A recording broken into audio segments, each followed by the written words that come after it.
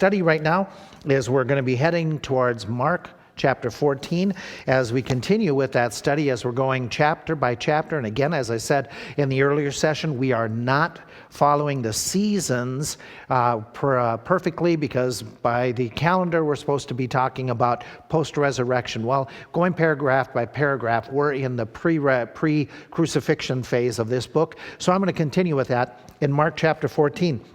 I was thinking this week about several different true experiences that people had.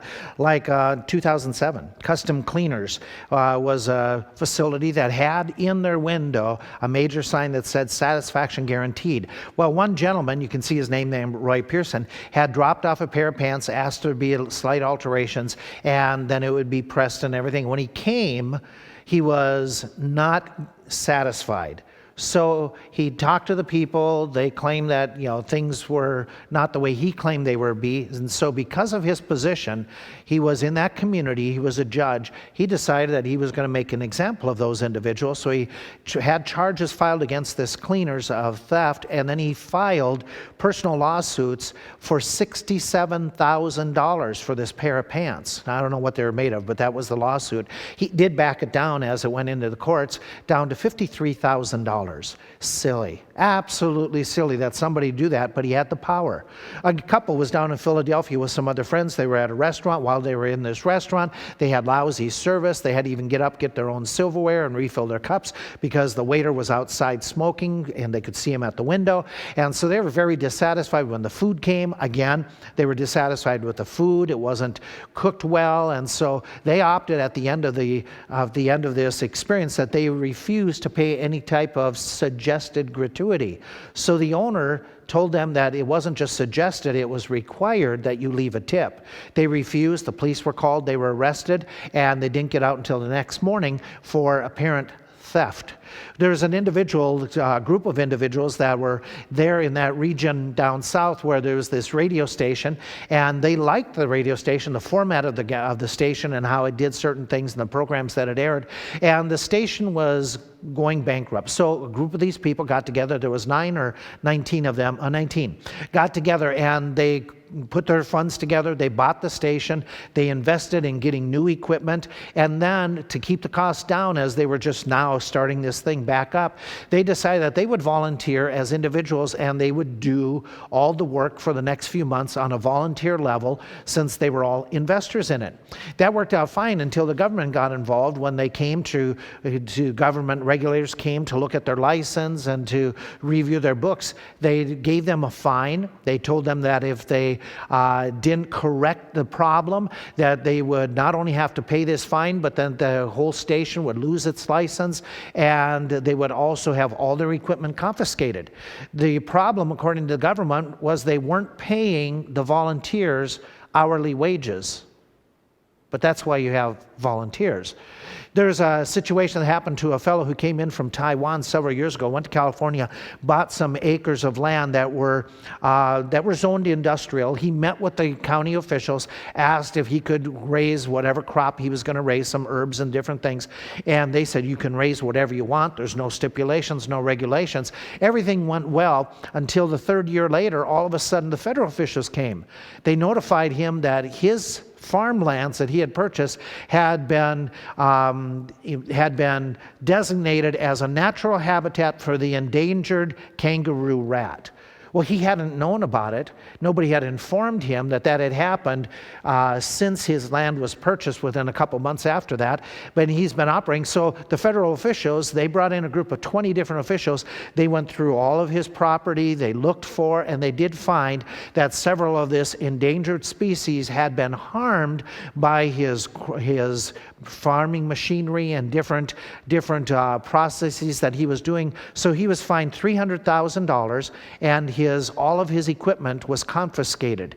In result of that, he had a mild stroke and ended up in the hospital for several months. There was a true situation of a Mr. and Mrs. Hedges that several years ago they got a phone call that their son had been involved in a robbery. He was a bass guitarist. He didn't give up the guitar. And so the person who was robbing him shot him in the head. And he was still alive, the parents were told. But he is on life support. He may not make it within the next hour or two. The parents rushed to the hospital there in Chicago. And when they got there, they were told where he was at in one of the areas, but that there's only one elevator that accessed that region for security purposes. And on this day, it happened to be the only elevator that serviced the other floors in that same side of the hospital. So you need a pass in order to get on the elevator. So they went to the elevator, still distraught, upset, not sure if their son was alive at this moment. They didn't know since they had left home and got there, and so they were not in the greatest of moods to be delayed. But when they got to the elevator operator told them that they need a pass. They said, we have one. And he said, well, you only have one pass. For two of you to ride, you have to have two passes.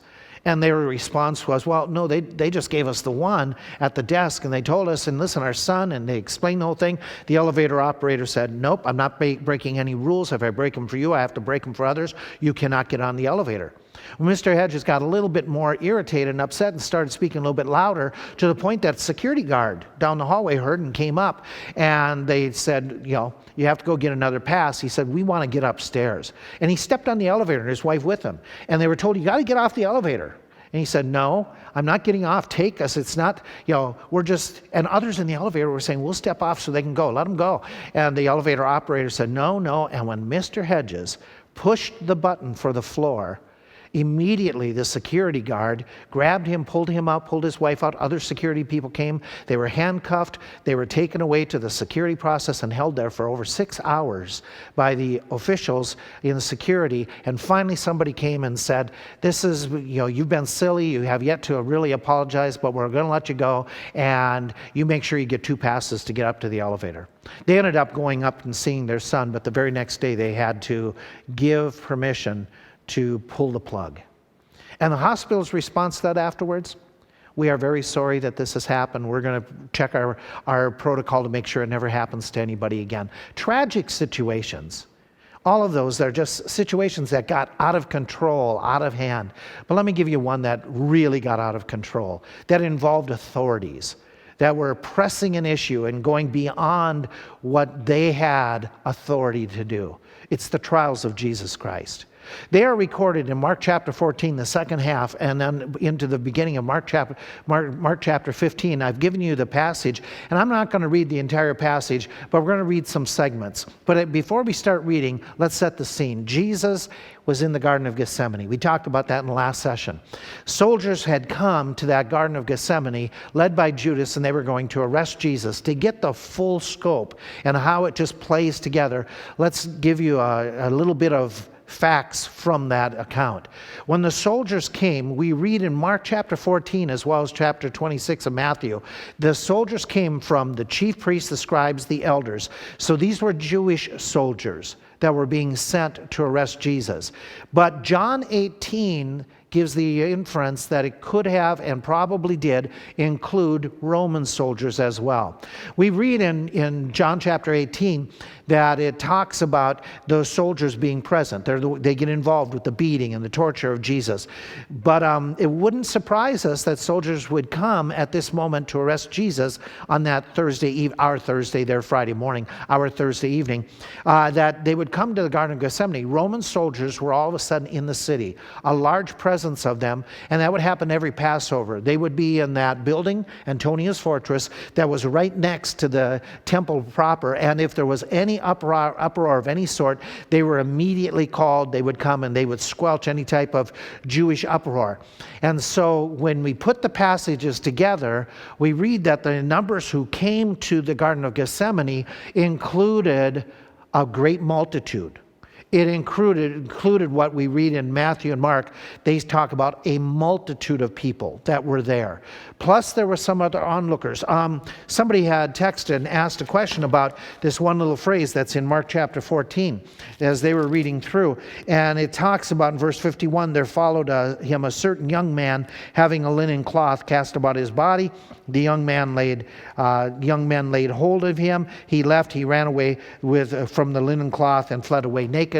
Some were saying, well, what is that? That's just a little insert by somebody who had firsthand knowledge of others who came as onlookers, including that young lad, who came and they were witnessing some of these events that were taking place. The common conclusion, an assumption is that was probably Mark. When Mark, before he became a follower, that he had somehow had associations with Jesus, knew what was going on, followed the disciples there, and was watching as the soldiers were taking place. And when he was grabbed as being maybe a Galilean, maybe one of those as well, followers of Jesus, he ran off like the other disciples ran off. We don't know for sure, but that seems to be the most reasonable explanation of that situation. The fact is this, there was a lot of people there. I referred to the John 18 passage where it says a band of men were sent to arrest Jesus. That isn't a musical group. It is the word, as I put up there on the board for you to read. It literally is a cohort. It's the word that the Romans used for their military group. And you can do all the different study, how many was in a cohort. And then on paper it was 1,000 with the different people, but in actuality, mostly 600 was the common practice of the cohort. That term, that sperion, has been used in ancient writings to refer to even just a portion of that normal 600, and it would include a group minimum of 200. So we don't know exactly how many, but 200 Roman soldiers minimum, possibly up to 600, plus you had the Jewish officers who came and police force who came. So there's where you get your multitude. There's where you get your great multitude of all those individuals. And the reason that so many came is the Jewish leaders who wanted Jesus arrested and were promoting it, they would have gone and said to the Roman officials, we got a potential riot, send your soldiers. That's why they were there. They were stationed there this weekend for that very reason. And so they wanted to come at night because they feared the reaction of the crowds. We read about that several times. And have already looked at some of those passages that the leaders wanted to do Jesus harm, but they feared the peoples who were in Jerusalem. So they come with troops, they come at night, they came with the Romans, and they came in large numbers. That's what shows up in the Garden of Gethsemane. Now, the reason I'm bringing all this up is because I want you to catch this plays into what happens in the hours later. In John chapter 18, where he's referring to that same setting, we read these words, which are really important. They reveal something about Jesus Christ. We read in John 18, Judas then, having received a band of men and officers from the chief priests and Pharisees, comes thither with lanterns, torches, and weapons. Jesus, therefore, knowing all these things that should come upon him, went forth, said unto them, Whom seek ye? They said unto him, Jesus of Nazareth. Jesus said unto them, I am. And in our King James, it adds in parentheses or in italics, he. But he said, I am.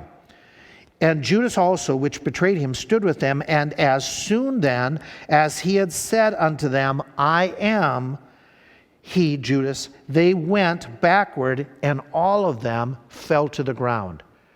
Jesus Christ in that instance shows his great power. So let's put this all together. Right after that, he's arrested, and they couldn't arrest him if he didn't want them to, because he shows his great power. He allows them to arrest him, and then we begin a series of trials. The trials that are expressed in several of the Gospels, they give us different details. There are actually 6 different sessions or hearings that are held in this next few hours. They run from whenever time he's arrested in Gethsemane, let's say 2 o'clock, up until about 8 o'clock in the morning, so that they get him to the cross right around 9 o'clock. But there's several hours. Exactly which hours, we don't know. But we're throwing that up for our point of discussion. 3 times Jesus is hauled before Jewish officials, Jewish court sessions. And there are 3 times that he is hauled before Roman authorities. And so we have 3 different sessions from each. Appearing before the Jewish authorities, let's just look at, back in Mark chapter 14, let's look at sessions. And as I'm reading, you can mark in your Bible, I'm going to dissect them based upon what the other Gospels give. And when you compare all the Gospels, in Mark they seem to just kind of run together. But you can mark down as we read these next few moments, okay, first session, second session, third session. The first one that occurs, we read about in Mark chapter 14, it is recorded in verses 53, 54, where we read, And they led Jesus away to the high priest, and with him were assembled all the chief priests and the elders and the scribes. I want you to note that this is Annas' home, who was the previous high priest. He had been high priest for a number of years, but the Romans said they could no longer serve for life. And so he had served his term, and then his sons succeeded him. The one who was currently succeeding him is Caiaphas, whose name we'll read in a little bit. Caiaphas was his son-in-law. And yet Annas was the one who held authority over all of them. He's the one who would tell his sons what to do. So he was high priest not in title at the moment, but in power. So they take him to his house, first of all, where we even read Peter followed him afar off, even to the palace of the high priest, and sat with the servants. And so we get a little bit of what's happening. Then, after he's there at Annas' home, he goes to Caiaphas' home. That's the second trial. It's in verse 55. The chief priests and all the council sought for witness against Jesus to put him to death. They found none, for many bear false witness against him, but their witness agreed not together. And we continue on. There arose certain and bear false witness against him, who heard him say, I will destroy this temple that is made with hands. Within 3 days I will build another made without hands. By the way, Jesus didn't say that. He said, if you destroy this temple. He didn't say he would destroy it. But that's what they used against him. But neither so did their witness agree together. The high priest stood up in the midst, asked Jesus, and that high priest is Caiaphas, the actual one holding the title at the moment, stood up in the midst and asked Jesus, saying, don't you answer anything? What is it that these witnesses against thee? But Jesus held his peace, answered nothing. And again the high priest said to him, are you the Christ, the Son of the Blessed? And Jesus says, I am. And you shall see the Son of Man sitting on the right hand of power and coming in the clouds of heaven. Then the high priest rent his clothes and said, what need of any further witnesses? You have heard the blasphemy. What do you think? And they all condemned him to be guilty of death. And some began to spit on him, to cover his face, to buffet him, and to say unto him, prophesy. And the servants did strike him with the palms of their hands. There is a third trial. It shows up in Mark chapter 15. And straightway, verse 1, in the morning the chief priests held a consultation with the elders and scribes and the whole council, and bound Jesus, carried him to Pilate. That third one is the official trial and the only one that fit what they would call a real trial, as you'll see in a few moments. And so there we have the three different segments of his trials before the Jewish leaders. He was condemned even before the proper trial took place in the morning. He was condemned by many of those officials, both in the two different high priests, the former high priest and the current high priest, in their homes. Then Jesus is sent to the Romans, and that's because the Jews couldn't execute anybody, though they had some self-autonomy. They didn't have the authority to carry out capital punishment at this time. So Jesus ends up before the Roman authorities, and that's where we get the first time he goes before Pilate, where it says in verse 2 of chapter 15, Pilate asked him, are you the king of the Jews? He answered, said unto him, you said it. And the chief priests accused him of many things, but he answered nothing. Pilate said, don't you answer anything? Behold how many things they are witnessing against you. Verse 5, Jesus yet answered nothing, so that Pilate marveled. Now at that feast he released unto them one prisoner. Now right in between there, we have his second civil trial. Roman official trial. He is sent to Herod because Pilate wasn't sure what to do. So let's see if Herod knows what to do. Since Herod is in charge of that area of Galilee, we'll let him be tried by Herod. And so he sent him up there. And then we have him coming back to Pilate, and we start reading about what happens in verse 6 and following when he comes before Pilate the second time. And that's when Pilate, when he talks to him, he basically says, I don't find you guilty, and so what I want to do, I want to free a prisoner. Barabbas comes into the story as the one who is freed, but because of the repressible pressure of the Jewish leaders, that's where we have verse 15, where, and so Pilate, willing to content the people, released Barabbas unto them, delivered Jesus when he had scourged him to be crucified. And that's the official rendering, the political rendering, the final rendering done by the civil authorities, the Romans at that time. When you start looking at all that, what we just kind of covered, just glossed over, there are several different facts that come to mind. One is this, that these trials were extremely immoral, extremely illegal, even by the standards of the Romans and the Jews. From the Roman point of view, Jesus was clearly found to be innocent. Time and again, it is stated that the Romans concluded he is not guilty of anything. But because of the pressure of the Jews, because of the political circumstances and uproar that had been going on for the last few years, the Jews put the pressure on Pilate. And Pilate basically Pilate is saying clearly through this time that he didn't think Jesus should be crucified. He wanted him released, found no cause, he's innocent. But then he said, okay, in order to content you people, what do you want? And that's when they said, his blood be upon our children. And if you don't have him crucified, you are no friend of Caesar's.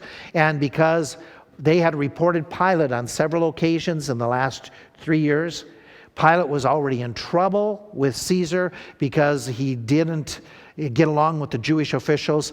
So Pilate, out of fear of his job, fear of his position, fear that they would send another group to Caesar, that he might be removed and sent to the Roman Siberia, Pilate agrees. He allows Jesus. Even though Roman officials prided themselves on following legal practices, Pilate threw it all away and tries to wash his hands of this situation. Now, the Jews had a clear legal system. This will all make sense in a few moments, so bear with me. The Jews had a legal system that was set up to protect the prisoner or the accused. And in the Jewish system, that there was a lot already written about it at that time. They had a system that was dividing up the entire region into courts, into areas where there could be any individual who had a case against another person, or who was being abused financially or taken advantage of, or if there was some theft that had taken place, or there was a criminal case that took place, they could go to their local councils. The word is Sanhedrin, means to sit together. And so in most communities, there were these small councils.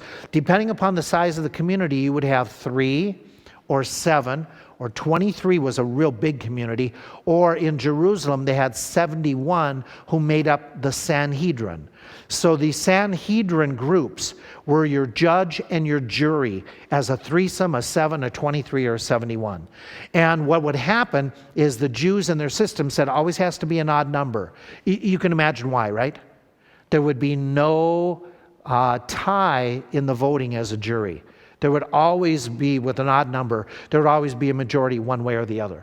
And so in the Jewish system, as I just mentioned, the councils, the Sanhedrins, they were judge and jury. They could ask questions. Yes, there was a defense counsel. Yes, there could be a prosecutor. But these men could also serve in those capacities themselves. And the person in charge of the 3, the 7, the 23, the 71, he would be referred to as the chief ruler of the local council. You read that several times. You're familiar with the terms where it talks about the chief ruler came to Jesus, or the chief ruler the disciples knew well. And so that's what it's referring to. The elder in the community who was in charge of all the legal situation. The supreme or the great Sanhedrin in Jerusalem was led by the high priest, and then they would choose different elders, not only from Jerusalem, but also include some from the regions around, the other Sanhedrins. And so it would be basically the Supreme Court of that time period.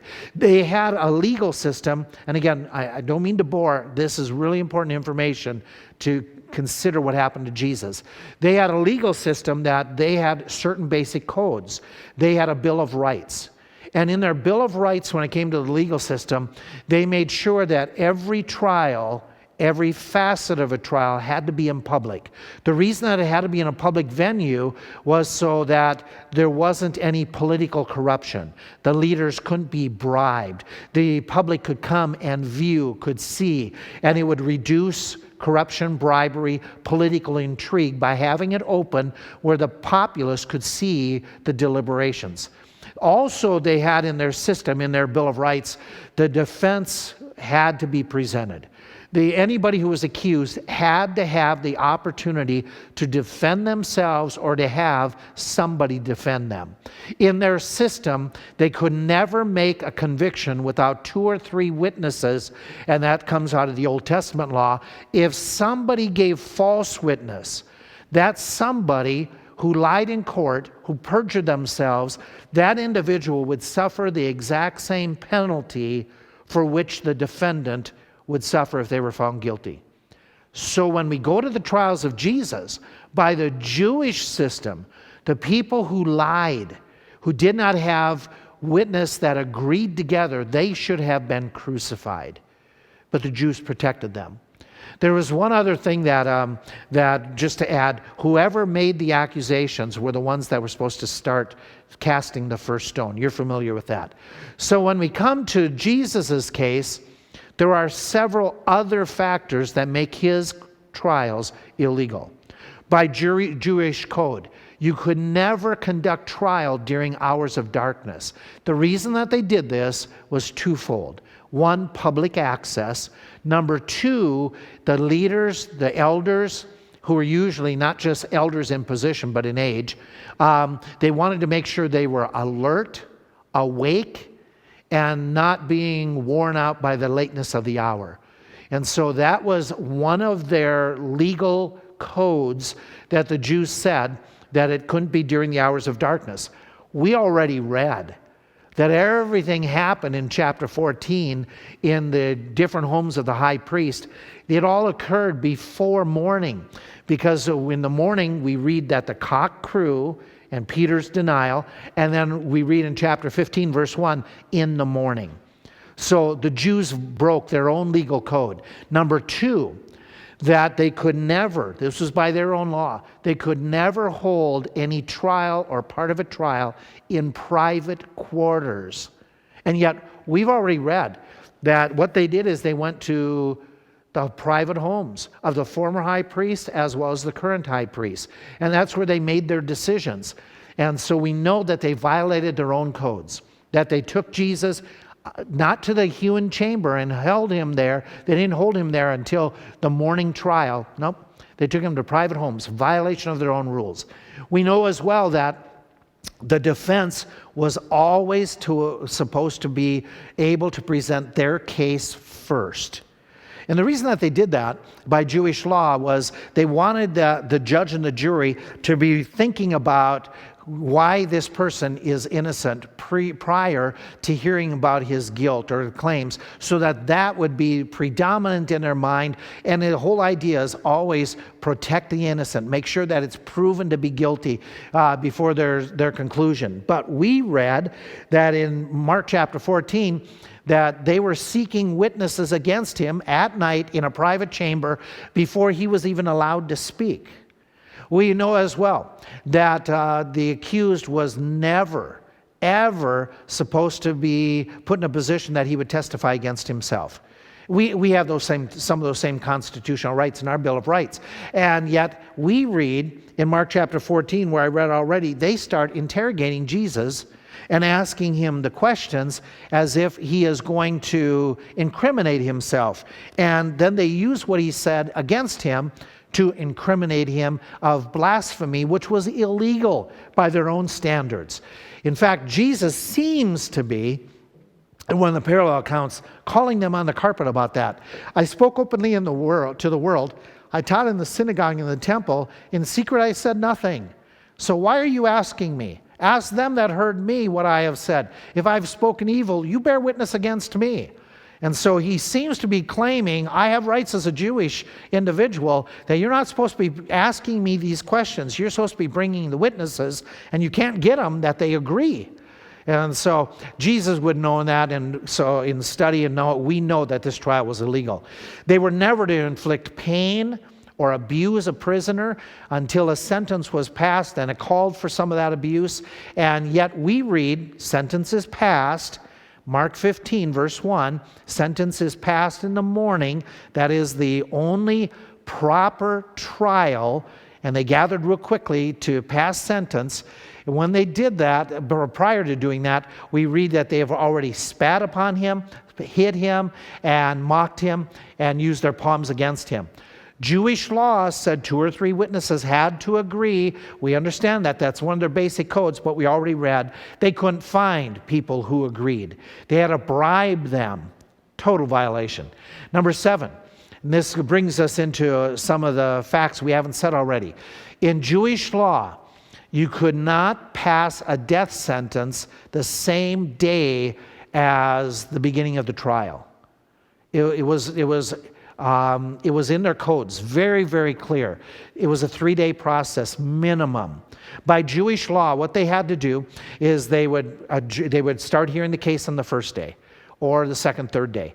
The day when the case presentation was done, then they had to adjourn for at least another day. There would be no more trial. There would only be the groups getting together, and what they were required to do, the Sanhedrin 3, 7, 20, 23, or the 71, they were required to spend the next day in fasting. So no hasty decisions, no political intrigue involved. You go home, you fast, you consider how you're going to vote on this case.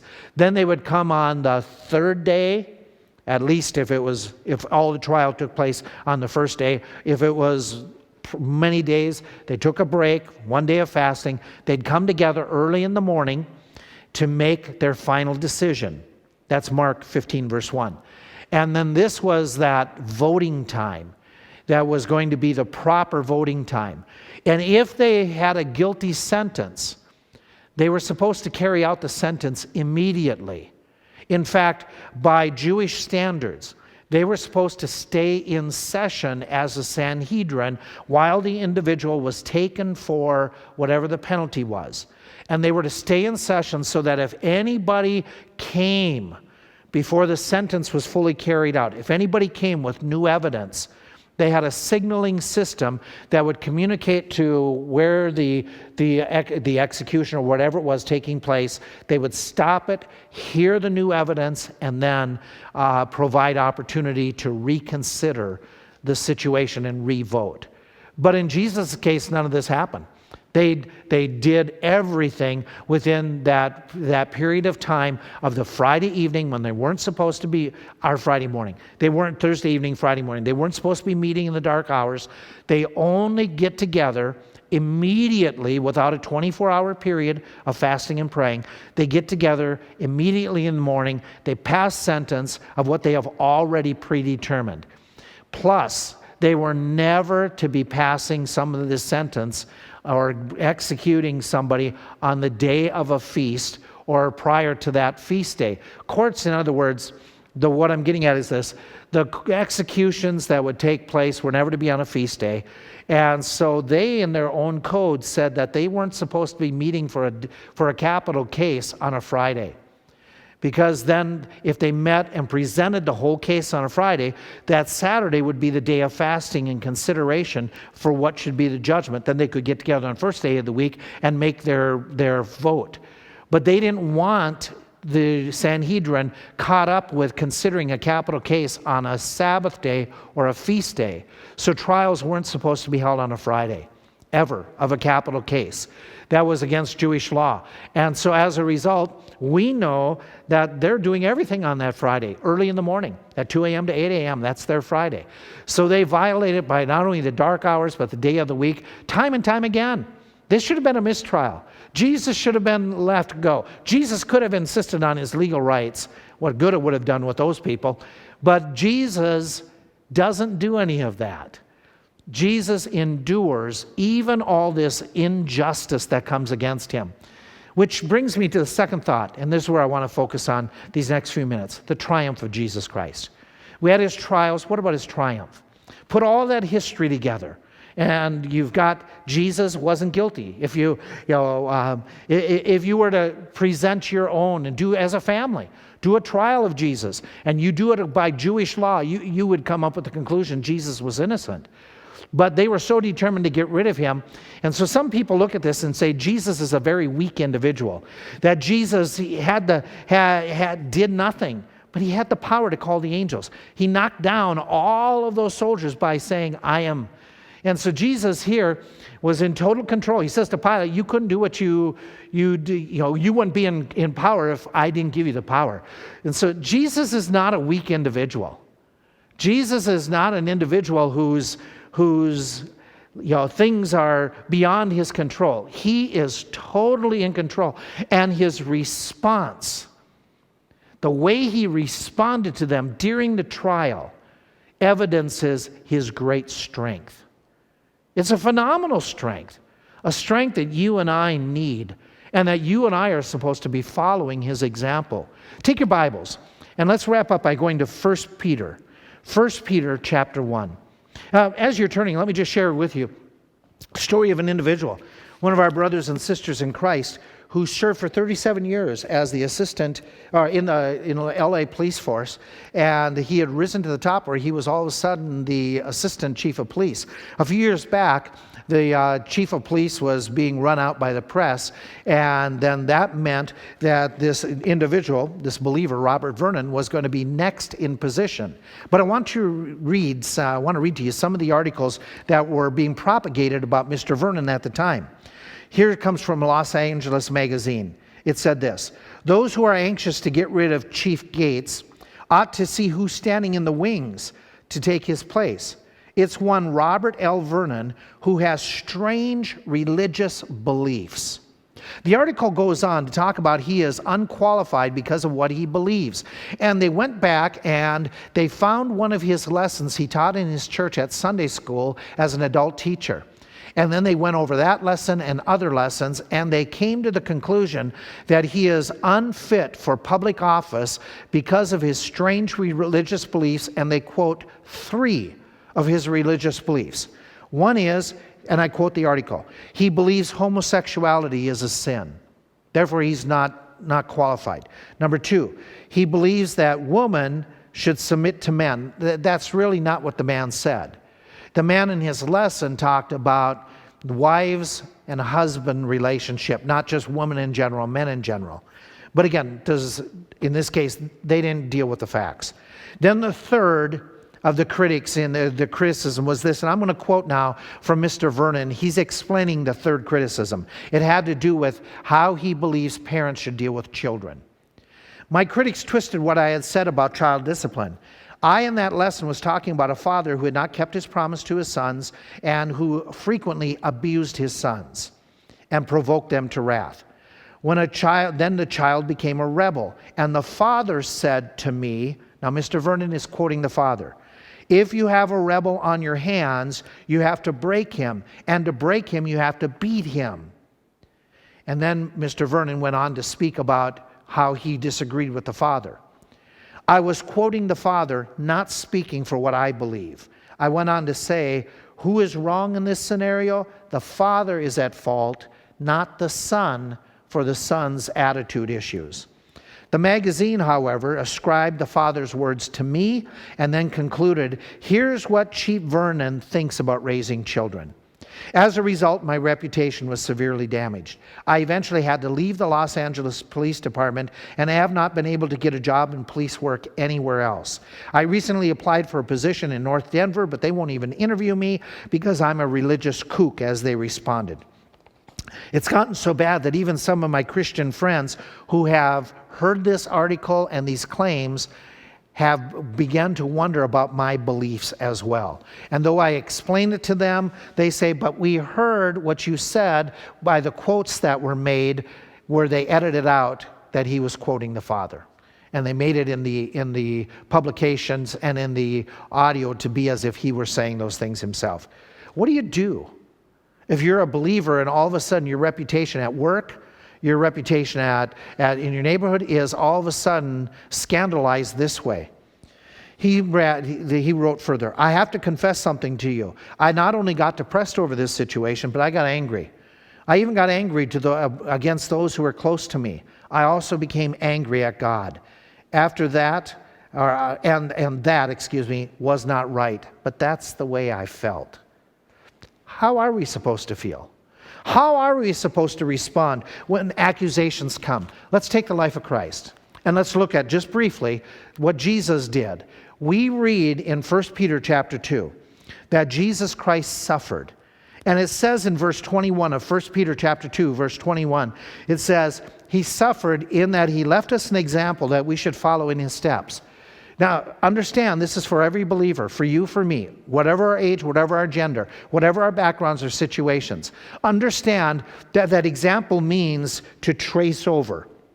It's the way they used to teach kids to write the letters.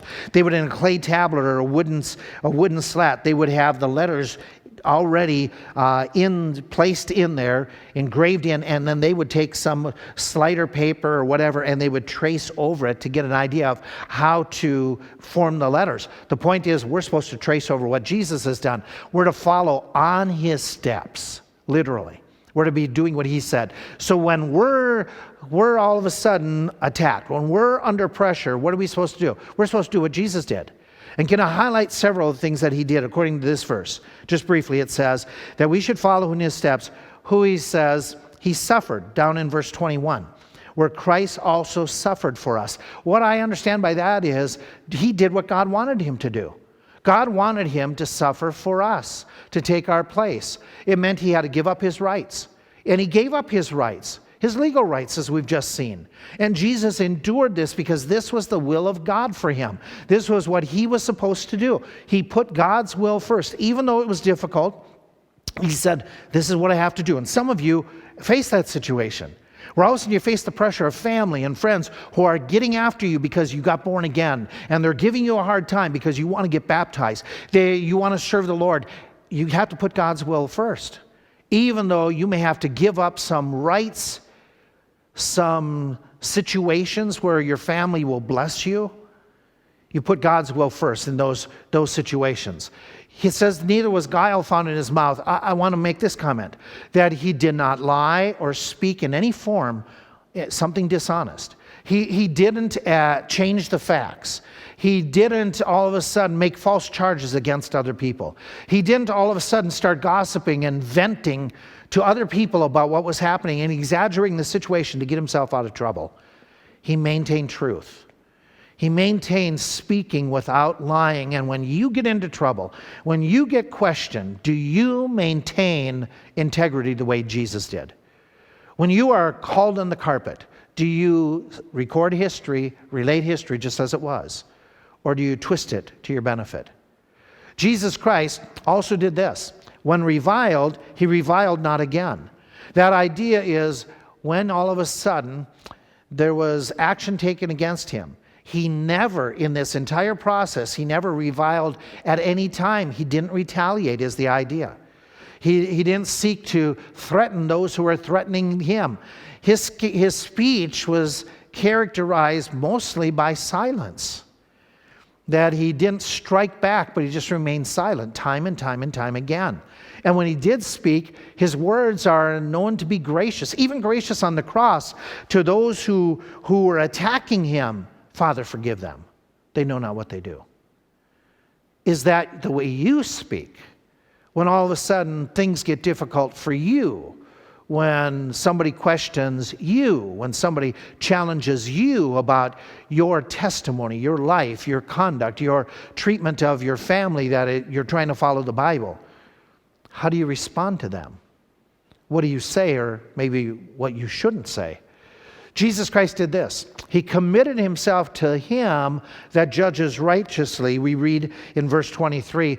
Literally, this is ongoing action once again, literally has the idea that he handed himself over to the Father. In other words, he trusted in the Father. That, Father, you have to take this situation. It's in your hands. It's in your control. Can I go back to Vernon's story for just a second and relate a little bit more? About that time, he says, when he knew his attitude was wrong, about that time I had an experience that helped clarify some things for me. My son and I decided to take a trip down the Colorado River on a raft. It was a dramatic ride, I can assure you. We left with 18 friends from a place called Lee's Ferry. As we floated out on the 8-day journey, someone said, "We're committed now," and we sure were. By the third day, there were some who had had enough, but that was just plain too bad. There was no way out of the canyon except down the river. That's the way the Lord works when we're faced with times of difficulty. We don't think about ways, we shouldn't think about ways to squirm out of the trouble. Just stay committed and you'll come through in due course.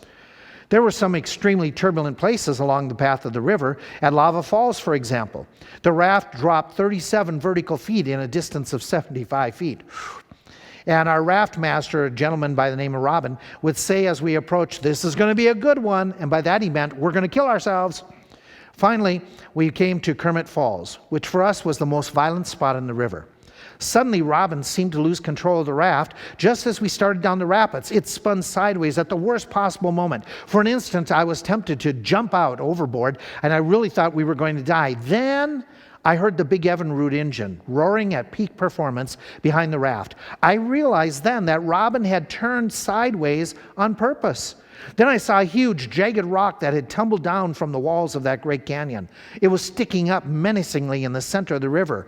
That's why Robin spun the craft. He did it so the full power of the motor could push us around this most dangerous rock. If I had jumped from the raft, I would have drowned or would have been crushed on that jagged rock. To those of you who are plunging over a falls today, resist the temptation to jump overboard. God knows what He is doing. He has your raft sideways for a reason.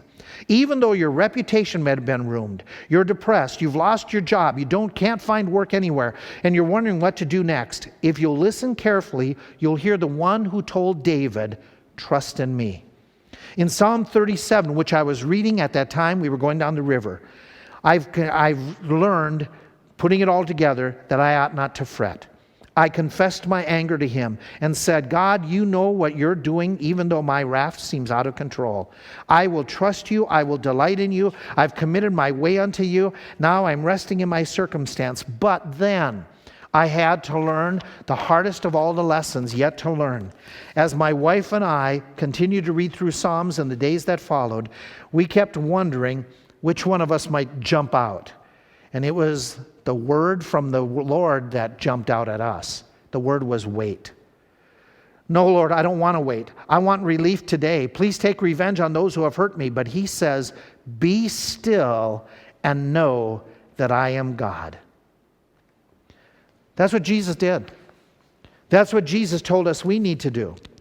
We need to commit ourselves unto Him who is the righteous judge. And then we read that Jesus bare His own body, our sins. He ministered to others. He ministered to others. In the midst of His deep trials, Jesus ministered. Now, I understand His trials were extraordinary. I understand at the same time He's leaving us an example. That in the midst of whatever our trial, our suffering is, we should be ministering. We should be looking out, how can we help out others? What are you doing this week? You're frustrated. You're upset. You're in the midst of isolation. You've got your graduation on hold. Some of you have lost your jobs. This is something that you didn't deserve, something you didn't expect. And all of a sudden, you're in this turmoil. Are you one who, in the middle of turmoil like Jesus, you will still minister to other people? Let me suggest a way of ministering. Ministering to one another. We've talked about this in the past, and we do this on a regular basis. Every week we send you out on our prayer sheet a number of names from the church directory by which you can pray one for another. But can I have you up it a little bit? While we're in this isolation period, why don't you minister a little bit more fervently? Why don't you take a page of the directory and just pray through that page or half a page?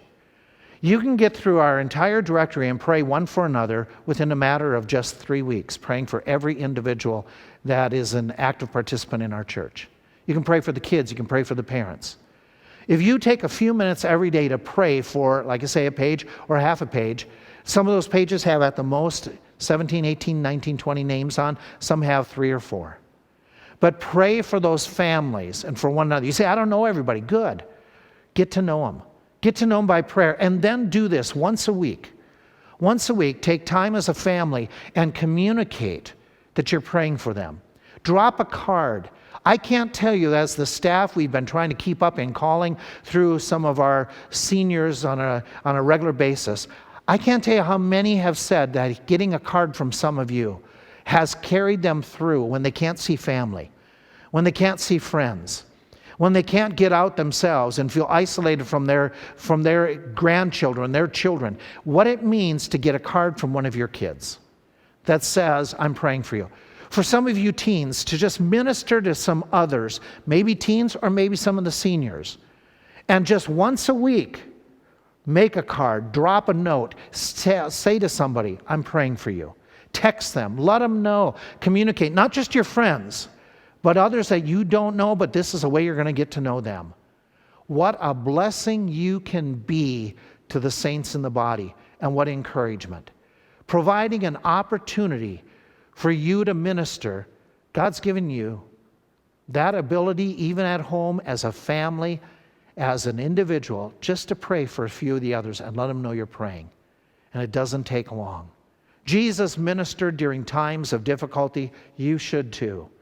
Let me give you the final thought here. He presented a clear testimony of truth. We know that Jesus Christ said, I am the Son. When they asked, who are you? You shall see the Son of Man. You'll see him sitting. He didn't fudge. He didn't go away. And some of you have done tremendous by talking to your friends and your neighbors and sharing your faith. Sending some of those texts, sending some of those emails. Continue to do that. Continue to minister the way Jesus Christ ministered. You and your trials and your troubles, do you get angry? Do you threaten others? Do you seek to minister even to your critics? Do you trust the Lord? Or do you insist on proving your own innocence when somebody falsely accuses you? Do you speak out, speak against, or do you pray silently for those individuals who are misinformed? Do you stretch the truth when all of a sudden there's challenges? Do you, in your life, do you continue to remain godly and treat others the way Jesus would treat them? Where he wouldn't strike out, he wouldn't threaten? Do you seek to do God's will no matter what it is, no matter what the cost? Are you an individual who will take these moments of difficulty and share the truth of Jesus Christ with others? Folk, this is what we're called to do. We are called to follow in his steps. Have you been doing that this week? Father, I pray that you would help me and my friends not only to learn this truth, but to live this truth. Help us to follow Jesus to the best of our abilities, not just in our theology, but in the way we respond to other individuals, the way we treat them, the way we talk to them, the way we reach out to minister to others. Help us to be Christ-like, not just in our affiliations, in our associations, but in our actual words and deeds. Thank you for these folk listening. Bless them abundantly and help them to live like Jesus lived, to follow in his steps. I pray in Jesus' name.